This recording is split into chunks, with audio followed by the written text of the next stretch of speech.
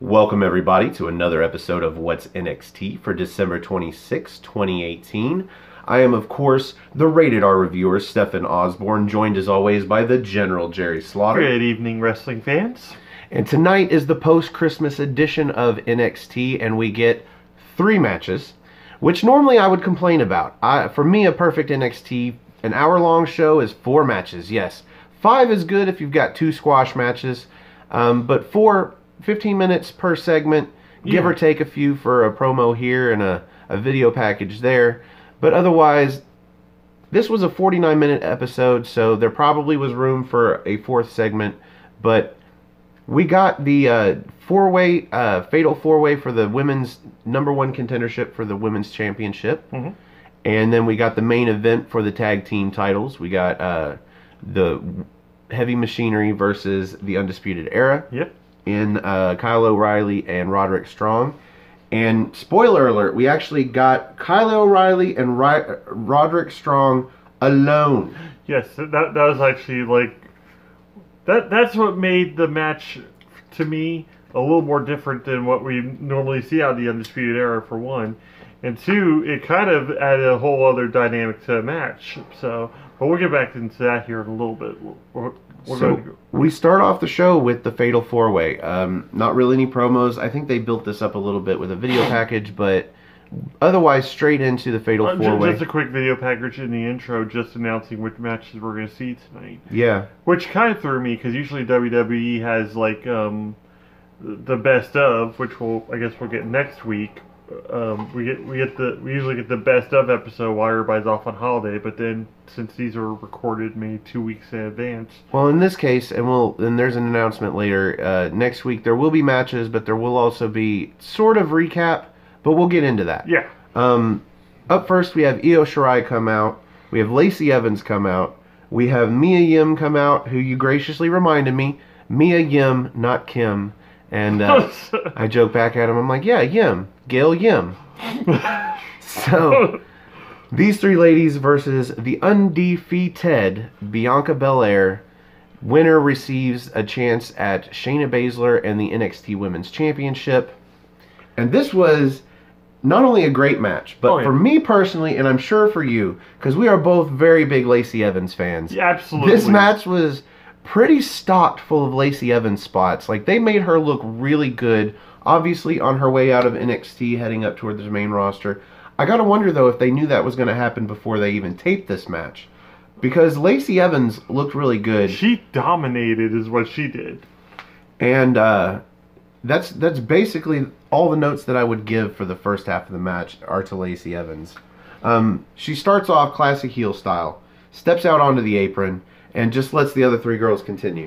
Just do your thing. I'm going to sit out here and watch. That's Fatal 4-Way, like, 101 right there. Let the other 3 competitors beat the living hell out of each other before you even insert yourself into a match. Yeah, but any smart babyface, or even the only other heel-ish in Bianca Belair, should have been like, no, bitch, you're getting back in the ring, and like pulled her back in there. She's only on the apron. That's when you do a double hip toss spot over the top rope or something. No, they let her get away with it. Well, she's just standing out there watching. It's a women's match, so it probably would have been a hair mare. Maybe not off over the top rope though. That would probably hurt a little too much. So first note I've got, Lacey Evans. She whips Io Shirai.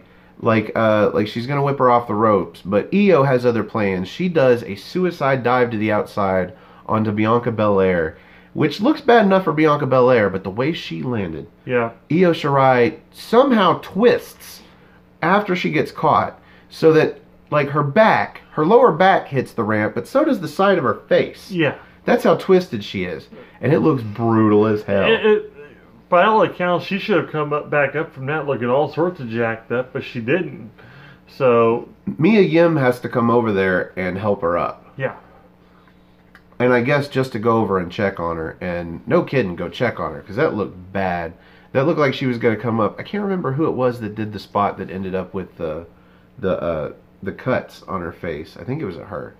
But yeah, that's basically the wake-up call in the match. Because from here, it really does get good. You've got Shirai and Yim team up on Lacey. And this is where Evans she ducks under a kick, so she separates them by having one of them hit the other one out of nowhere. Yeah. Pretty much Io Shirai nailed Mia Yim with a kick to the head. And then Lacey Evans takes over from here to the point to where she gets them stacked up in the corner for a double, that single Bronco Buster she does. Mm-hmm. That looks great. And then the end of the match almost came. This guy almost called the entire ending of the match. It kind of happened, and then it continued on to an ending we didn't expect. Yeah. Despite the fact we should have. Because she is undefeated. Yeah, but that just kind of throws me because like that puts two heels like against each other at the pay-per-view. So. But you have the undefeated streak versus the title. So now that I did not take into consideration. Yeah, there's a dynamic that works that you don't have to worry about it just being a face heel dynamic. So you're good. You're good with this match. And I guess that gives up the ending. So Lacey Evans hits a women's right onto Mia Yim, goes for the pin. And you predicted that Io Shirai would break it up with a moonsault. Yeah. I didn't think that was going to happen because I don't see her landing a moonsault to Evans because she's in the cover, and Shirai would have to hit perpendicularly, which would put her right on top, like face to face or face to crotch with Mia Yim. Yeah. So I didn't see that happening. But she does break it up. Yeah. She does it the traditional way. She just comes in and breaks up the pin. She ends up hitting the moonsault onto Lacey Evans, but she doesn't get the pinfall there. Bianca comes in, starts whipping the hell out of Io with her hair. Yep. Then gets Lacey Evans up for the, what does she call it? I have no idea. Knockout? It's a KO or something. So it's a torture rack into a front face plant. Yeah. And nails Evans with it and gets the pin. Gets the pinfall, and she is still undefeated, and she is on her way to meet Shayna Baszler at NXT TakeOver for the Women's Championship. I think she'll win it. I honestly think it's about time for Bianca Belair to actually get the belt. Especially since Shayna Baszler needs to get called up to the main roster and soon. If they don't get her up there by WrestleMania, then it'll be another year. Oh, especially since they have the women's tag team matches or tag team tournament that's even going to start here soon too. So I think that Baszler could certainly stand another year in NXT, especially since she's currently flanked by Duke and Shafir, and they could definitely use a year in NXT. But I think in a year's time, her mystique is going to fizzle out a little bit. Especially with all the UFC fighters and MMA fighters we have coming through and everything at this point, she could just be. It'll just be seen like, oh great, another one. Even though she's been paying her dues down here. Well, I mean, at this point, Baszler is the total package. Oh yeah. I didn't think she used to be all that great on the mic, but she has really come into her own. And I don't think she necessarily has her character voice yet. But as far as pulling off the promos, she does it beautifully. And she doesn't have a lot of mistakes. She doesn't stumble a lot, not like us. No. I think Baszler is really becoming a character that is main card ready.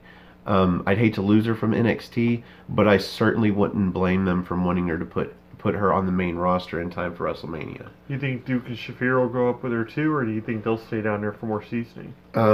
If you're going to bring her, you bring Duke and Shafir with her. Okay. Otherwise, you leave her in NXT with them to develop more for the next year, and then you bring them up for next year's WrestleMania. Yeah. That's what I would think. That's what I'm kind of hoping. I really don't want to lose Shayna Baszler right now. So. Or you bring them up for Survivor Series, and you have a 4-on-4 traditional Survivor Series elimination tag match. But then we're also not getting Lacey Evans NXT Women's Champion, which I think... I don't think we were going to get that anyway. Not in the era of Baszler. Until Baszler leaves, Lacey Evans didn't stand a chance. That's true. Because she was a heel too. So, and she's kind of the flashy heel. She looks the part, but she doesn't wrestle the part necessarily compared to Baszler. Yeah. So, up next, again, not really any video packages or anything, just straight into the squash match of the night. To the point to where, even during the graphic, I think you pointed this out, the graphic where they showed Bianca Belair versus Shayna Baszler, and they didn't actually set a date for this. I'm just assuming it's going to happen at TakeOver, Oh, it's gonna be a takeover. That's what I was saying. Okay. But commentary completely cuts out. Yeah. And for the entirety of the squash match, where we see, as far as I know, a debuting Mitch Taverna, who for a jobber has really awesome rock music entrance. Yes. Music. It's really nice. It's almost a shame. Yes. Versus Jackson Riker, who looks just badass. Yep, he already looked badass just walking out to Forgotten Sons past couple of weeks we've seen him, but at the same time we're wondering, is he injured? What's going on with the guy? We haven't seen him wrestle except for his debut, and now we're finally getting to see him in action, which is always a treat, because I've been a fan of, back when he was Gunner back in Impact Wrestling. I was a fan of him then too, but to see him actually in the ring now, he's even more intense than he was before. Oh yeah, definitely. His intensity is off the charts. Yes. Whereas Blake and Cutler are, they're like loudmouth rednecks. They're like two pups on leashes coming out with him for his entrance. He is just completely serious, looking straight at the ring. He just comes to the ring, waits for the match. Once the bell rings, he's going to put away this jobber guy. I've already forgotten his name, Mitch Taverna. That's the thing I usually see with those three is the fact that Jackson Riker's always standing there in the middle, and Cutler and Blake always look like they're just the dogs on the chains, more or less. So he just kind of unleashes and lets them run off to the ring. Now there's a double-edged sword here, because this seriousness, this intensity that Jackson Riker has is great for his character, looks great on the entrance. When it comes to the match, especially when there's no commentary for some reason, boring as fuck. Yes. Skip the match. Don't even worry about the pinfall, because it's the same lame spring off the top rope power bomb that he does with no heart, with no salt or pepper, no seasoning, no nothing. It's just bland. And then he goes back to looking serious again, and then you can start watching from that point. Yeah. Completely skippable match. Didn't make him look good, because Mitch Taverna didn't look good at all. So who is he to be? The problem is also if you're gonna have a match like that, you need to have Mauro Ranallo screaming and making it more interesting, more or less. I don't think there was anything Mauro could have done. Maybe that's why they cut the commentary out. Oh, okay, you guys go ahead and take a nap. We're gonna have Jackson Riker fight out there right now. This match was completely pointless. Didn't make either guy look good, because Jackson Riker compared to Mitch Taverna already looks good, and he doesn't look any better by beating him. It would have looked better if Mitch Taverna had gotten some offense in. He didn't. Maybe look like he could have upset him. Maybe get to the point to where Blake and Cutler on the outside start looking agitated, like they might actually have to, as opposed to how Riker at least grab the rope or something to look. Yeah, look like they're going to get up on the apron and cause a distraction, something, Yeah. Nothing. No story. Not even a jobber's tale.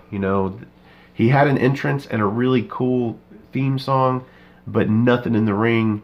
So where do you go beating him? It seems like I could have gone in there and beat him. I know I could. The thing is with this, most squash matches we see out of NXT, at least the people being squashed actually sell to the point where it keeps it looking interesting. He just kind of went through the motions. It was like, pin me, pay me. Pay me. Job squad. Yes.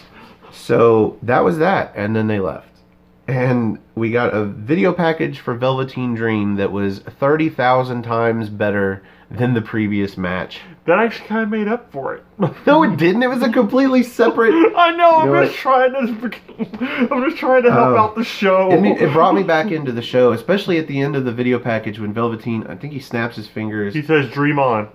And then he disappears in this cloud of purple-pink smoke. Yeah. It was really cool, but... Pretty much him jabbering on about himself and showing the tweets that other superstars have been making about him. Not just other superstars, Hulk Hogan, Triple H. Shawn Michaels, John Cena. Kurt Angle. Kurt Angle even, yeah. I think we named all of them actually right there. Yep. So literally a handful. 23 years old. He made that known a couple different times. 23 years old. He's already 2019 on the screen, so that's going to be his year. Dream on. So, next up was a video recap of Gargano winning the cage match last week against Aleister Black. The awesome cage match. So this is going to go right into a promo by, surprise, surprise, Tommaso Ciampa and Goldie. Yep. with a selfie style. Thank God he goes in horizontal mode instead of vertical promo. Well, I was telling you, I watched a post interview with Johnny Gargano from the cage match where they automatically asked him is DIY, reuniting, and all he could talk about is the fact that he just beat Aleister Black. Well, yeah, that's all he should care about. He absolved Aleister Black of his sins and pinned him in the middle of the ring. Whatever that means. Completely delusional. Yeah, completely ignoring the fact, going around the fact that Tommaso Ciampa helped out with the win. But at the same time, that's that kind of opened up Tommaso Ciampa to talk about if there was going to be a DIY reunion. Well, yeah, so Gargano completely ignores Ciampa when he gets interviewed, but Tommaso Ciampa does a purposeful promo into his phone and directly talks to Johnny Gargano, basically. Mm-hmm. In this promo, he suggests that now that he is the NXT champion, that Johnny Gargano should get something out of that steel cage victory against Aleister Black, and maybe what he should get is a chance at the NXT North American Championship. Yes, which now we might as well just set in stone this is going to happen, and I'm actually really excited to see Gargano versus Ricochet. Even if it doesn't follow the Puppet Master storyline that Ciampa is trying to narrate here. Yeah. It still needs to happen. I would love to see Johnny Gargano one-on-one with Ricochet for that title. That will be pretty much the show stealer, I think, at Phoenix is what that will be, is Gargano versus Ricochet. Because I could actually see Gargano pulling off. I dare to call it an upset, but I think but it's one of these things where Gargano's been around about the same amount of time as Ricochet. But he's been around lots. Well, you mean the scene in general? Yeah. Okay. Yeah, for the scene in general, he's been around about as long, if not longer, from his time in Chikara and everything too. But well, no, in NXT, Gargano's been around way longer than Ricochet. Yeah, but either way, we have two extremely great guys. Yeah. And there's no way this match is gonna suck in any way, shape, or form. So I am even more stoked for the next takeover in Phoenix. Now here's my question for you. Question out of nowhere. Okay. So if this is what's going to happen for the North American Championship, what do you book to distract Cole during this time? Because you know that Adam Cole is going to want the next shot at. So he's going to have something to say here.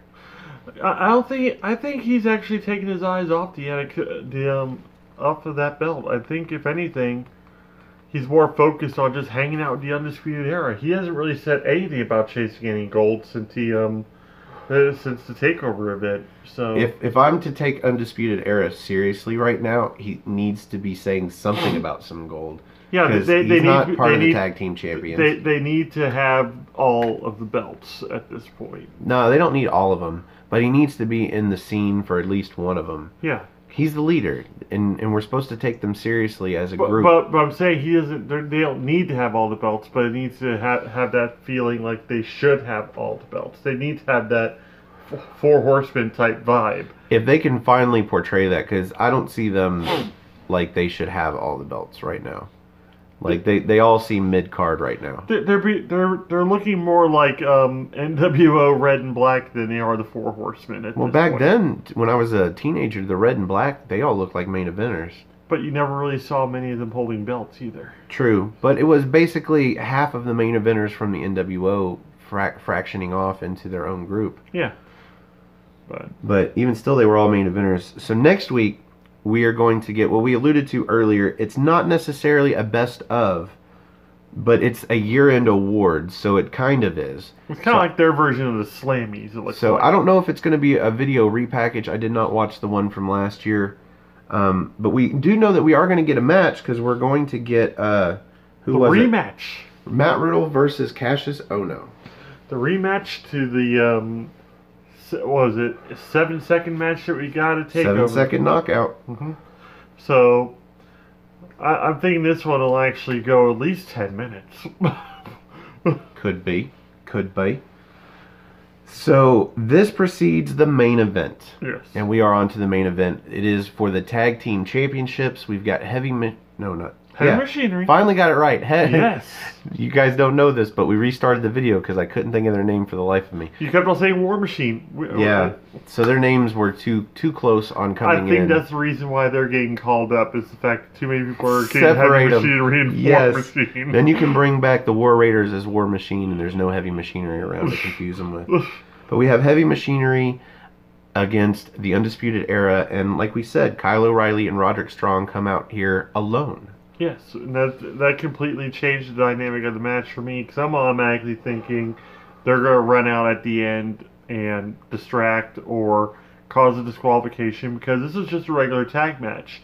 They could have easily come out, caused a disqualification, and they kept the belts. But I think maybe they just wanted to push the fact that Strong and O'Reilly are actually a team to be reckoned with, and they actually pulled that off in this match, I believe. Kinda, I guess. I mean, just very good heel tag team tactics. Yeah. They took over the match. They split up the distraction, and eventually you see, I believe it was Tucker Knight on the apron facing away. And well, you were going to get Dosovich with this. Well, yeah, Roderick Strong basically sneaks up behind him on the apron and does a backdrop that's supposed to be like a backbreaker over the apron, completely missing the apron. And Knight goes back first to the mat, to the floor. Yeah. The mat on the floor from that position.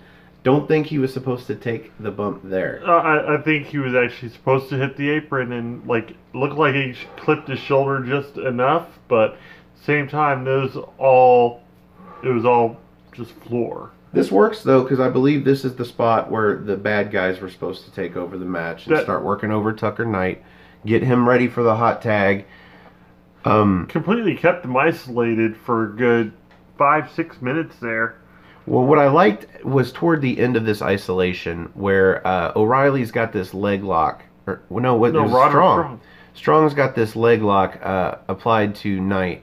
And Knight starts crawling to the corner, and he almost gets close enough for the tag. And Kyle O'Reilly gets into the ring and straight up just grabs Roderick Strong and just starts tugging him back. Yeah, he abuses his 5 count just to pull them both back to the other corner. And it was almost pointless, other than it was cool to see somebody actually do that. Yep. Just be ballsy enough to just, fuck you. I got a 5 count, I can pull him back. 5! Yes.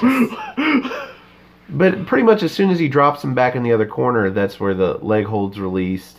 And then we see Knight crawl to the corner. He gets the hot tag on Dosovich. And Dosovich comes in, of course, ball like of fire. A bat out of fucking hell. Yes. Then it splashes to, I think it was Roderick Strong in the corner. Just like he do a little bit of offense on O'Reilly, turn around, see Roderick Strong was still standing there. Another splash into the corner. It was just... He was just everywhere, but nailing it. It was beautiful. Like, it was seamless. That's what I like about Dosovich so much. He's so agile for a guy his size. Oh, yeah. Because I think he's maybe 5'10" or so, and weighs over 300. I think about 310. And he just moves like a standard size wrestler, just bouncing off the ropes everywhere. So, of course, we see the Caterpillar elbow drop. That's like his signature. Got to see that, because it just ingrains in you how agile he is. So charismatic. Oh, yeah. Then he does this catapult. He catapults Riley into a Tucker hip toss. Yep. Which was almost botched looking, but they pulled it off. I believe they call it the Haas toss. Yep, the Haas toss. I think they got a near fall out of that. Yep. Then Tucker Knight goes for a moonsault. He misses. But then Strong comes in for a running knee into the corner, and he misses. And we get this avalanche powerbomb by the Undisputed Era. I honestly thought Roderick Strong was going to nail him with the suplex off the top rope. Just for a second there, I thought Dosovich was going to eat a suplex off the top rope. Yeah, Dosovich is sitting on the top rope in the corner, and Strong goes up top like he's going to superplex him, and I'm like, he's not doing this. But then they slowly work into a superplex, and I'm like, he's still not doing this. I don't care what it looks like. But then O'Reilly gets in there for the power bomb into the avalanche, and I'm like, oh shit, they're gonna do this. Yep. And they fucking did it, and it looked amazing. So the end of the match comes with a high knee with a discus. So I think Roderick Strong did a high knee onto Otis Dozovich, and Kyle O'Reilly does a discus forearm. That gets a near fall. Then we see the high-low, the high kick with the low sweep, and Undisputed Era get the pinfall and retain the championships. And Tucker Knight's in the ring saying like they were this close, just motioning up to the rest of the Undisputed Era, who's like made their way to the ramp. This close or not, you lost. Yeah, and you lost clean. I was about to say Silver's still losing. You know what? They got gold because they're getting called up to better salaries and less work. So they can wave goodbye to the NXT championships and say hello to being underused on Raw or SmackDown, but still collecting a much better paycheck. Yeah. So that was the main event, and around these parts, we rate the main event here on What's NXT, and we use the General's 5-star rating system. So Jerry, for this main event, and basically we're just talking about the match here, the title match. Yeah. Where would you rate this? I'd say a 3. But it's only because for me, I couldn't really get invested into a match knowing the Heavy Machinery wasn't going to win the belts. Definitely. That's what kind of killed it for me. Like, that kind of took a star away right there. Was the fact I don't know that if it took a whole star if you landed on 3, but whatever. All right. Well, no. There's more. There's more to okay. it. Okay. More math. Like I said, I start with the whole 5-star thing, and then kind of take away from it. It's kind of like tipping at like Denny's or some shit. You start off with a certain amount that you're going to do, and then you just move, deduct as you go along. That requires carrying too many ones for me. But with this match, yeah, there is a lot of physicality. Yeah, but didn't really show me anything new in this match. It really didn't. No.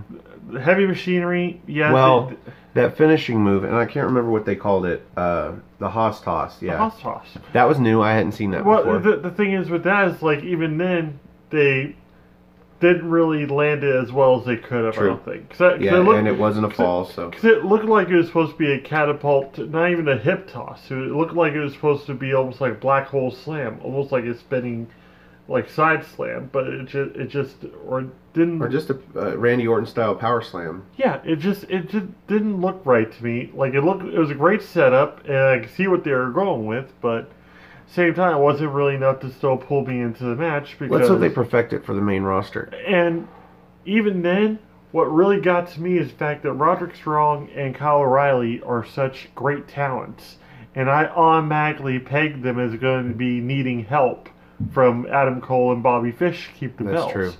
And that kind of bothered me, the fact that I was thinking that way through the match, and for them to win, it's kind of disappointed me in that manner. Well, it gave me a new layer to the match, just because Adam Cole and Bobby Fish did not come out. Yeah. They didn't come out till the end after the match was already won. But you're right, there was nothing new in this match. It didn't even come off all that great. The best part about this show was the women's Fatal 4-Way match. Yes, that was excellent. Was excellent, and they should have ended the show with that. I was going to say, it should have actually been flip-flopped, I'm thinking now at this point. The Jackson Riker match was absolutely nothing. It was nothing to watch, no point in it. So there's no extra quarter point here for coming off of a great show or anything. I'm going to actually agree with you. 3 stars. It was what it was. It had a definitive finish, clean pin, so that was better than we thought it was going to be. With you, I'm pretty sure it wasn't the fact there wasn't really much story in it either. There was a minor story in how the Undisputed Era took over the match with that fluked up backdrop onto the apron. Like if they had actually nailed that and had more sympathy to Tucker Knight at that point, I think I would have been a little bit more invested, but not enough to really even boost my score at that point. Well, we knew going in that the Heavy Machinery was not going to win. They're getting called up. They're not taking the titles with them. So, yeah, that completely loses a level of interest in this match from the get-go. I'm going to go with a 3. I think this is the first time we've agreed in a while. Yep. But, yeah, 3 sounds appropriate. They did their best, and it was a good match, just nothing special. The thing was, like, I can also say 3 because it's still better than most of the garbage we get on the other programs. This is true. And on that note, we are going to wrap up our episode of What's NXT. If you'd like to be on a future episode of NXT Party, we're going to start having it on the big screen, so you're going to be bigger than us probably. But if you'd like to join us, you can find me. Just go to nodq.com/Stefan. That's STEFAN. Or just go to Twitter. Look me up, Stefan R. Osborne, OSBORNE. You can also find this fellow on Twitter. No DQ General. And also I have a group on Facebook, Armbar. Capital ARMBAR exclamation point. And hit either one of us up, and we'll see if I can get you into the group. And if you don't have Facebook and you don't have Twitter, just leave us a comment down below. Let us know how we can get a hold of you, and we will try and get you on a future episode of the NXT Party. In the meantime, I don't know if you'll see it today or tomorrow, but we are going to get underway doing the NXT Party, and we should have one, if not two, special guests up on the big screen. So tune in for that. Spoiler. And we're going to incorporate the flag and a few other things, so the set is going to change a little bit. But we hope you enjoy it, and thank you for joining us tonight. Thank you for joining us. Next week, we are going to have What's NXT again. After the holidays, we're back to normal. Yep. So it'll probably be on Thursday for What's NXT and Friday for the NXT Party episode or episodes, however that goes. But anyway, thanks for joining us, and we will see you NXT time.